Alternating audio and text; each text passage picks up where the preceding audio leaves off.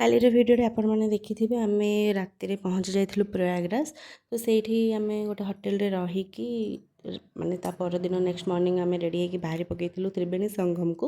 କାହିଁକିନା ଆମର ଅସ୍ଥି ବିସର୍ଜନ କରିବାର ଅଛି, ଶ୍ରାଦ୍ଧ ବି କରିବାର ଅଛି। ମମି ଡାଡ଼ି ଆଣିଥିଲେ ଜେଜେବାପାଙ୍କ ଅସ୍ଥି, ଆଉ ଆମେ ଆଣିଥିଲୁ ଆମ ଶାଶୁଙ୍କର ଅସ୍ଥି। ତ ଦୁଇଟା ଯାକ ଆମେ ବିସର୍ଜନ କରିବୁ, ସେଥିପାଇଁ ଆମେ ବାହାରି ପଡ଼ିଥିଲୁ ଯେଉଁଠି ଶ୍ରାଦ୍ଧ ହୁଏ ସେଇଠିକି। ଆଉ ଏତେ ଖରା ନା, ସକାଳ 7ଟାରୁ ବେଳୁ ୱେଦର ଆପଣମାନେ ଦେଖୁଥିବେ ବହୁତ ମାନେ ଆମ ଓଡ଼ିଶାଠୁ ପୁରା ଡବଲ ଗରମ ଲାଗୁଥିଲା, ବହୁତ ଖରା ହେଉଥିଲା। କିନ୍ତୁ କ'ଣ କରିବା, ଖରା ଦିନ ଯାଇଛୁ ମାନେ ଖରା ଖାଇବାକୁ ହିଁ ପଡ଼ିବ।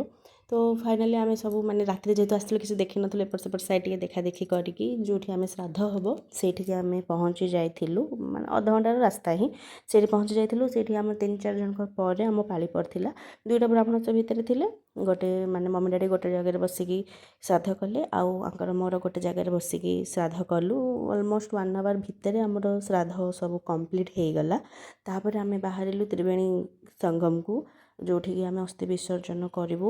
ଆଉ ଯେମିତି ପହଞ୍ଚିଛୁ ପଛପଟେ ଦେଖୁଥିବେ ଧୂଳି କେମିତି ଉଡ଼ୁଛି, ପୁରା ଝଡ଼ ଷ୍ଟାର୍ଟ ହେଇଗଲା। ଆମେ ପୁରା ଡରି ଯାଇଥିଲୁ, କାହିଁକିନା ଆମେ ମାନେ ଯେଉଁଦିନ ଗଲୁ ତା 2 ଦିନ ଆଗରୁ ହିଁ ଏଇଠି ପୁରା ବହୁତ ଜୋରସେ ଝଡ଼ ହେଇଥିଲା। ଆଉ ବୋଟ୍ ଗୁଡ଼ାକ ଏବେ ବି ପୁରା ଓଲଟିକି ପଡ଼ିଛି, ତ ପୁରା ଡରି ଯାଇଥିଲୁ ବୋଟ୍ରେ ବସିକି। କିନ୍ତୁ ଭଗବାନଙ୍କ ଦୟାରୁ ବହୁତ ଭଲରେ ଆମର ସବୁକିଛି ଅସ୍ଥି ବିସର୍ଜନ, ଆମେ ବୁଡ଼ ବି ପକେଇଲୁ। ମୋ ପୁଅ ବି ପ୍ରଥମ ଥର, ସେ 3 ବର୍ଷରେ ତା'ର ଫାଷ୍ଟ ବୁଡ଼ ପକେଇ ସାରିଲା ତ୍ରିବେଣୀ ସଙ୍ଗମରେ। ତ ହେଲା ପରେ ଆମେ ରୁମ୍କୁ ପଳେଇ ଆସିଥିଲୁ। ତ ସନ୍ଧ୍ୟାରେ ଆମେ କୁଆଡ଼େ କ'ଣ ଯାଉଛୁ ମୁଁ ନେକ୍ସଟ ଭିଡ଼ିଓରେ ଆପଣମାନଙ୍କ ସହ ସେୟାର କରିବି।